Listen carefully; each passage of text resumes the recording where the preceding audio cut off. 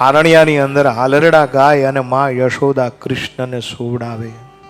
અખિલ બ્રહ્માંડનો નાથ નિંદ્રાધીન થાય છે. બહેનો, ખાસ કરીને તમારા માટે કહું કે પારણિયાની અંદર હાલરડાની અંદર જો કુટુંબના સંસ્કારને સિંચવામાં આવશે ને તો ભવિષ્યમાં તમારું બાળક બહુ વિરાટ બનશે. બાળકનો વિકાસ માની ગોદમાં થાય છે. બાળકનો વિકાસ પારણિયામાંથી થાય છે. અહીંયા માં યશોદા ઝુલાવે.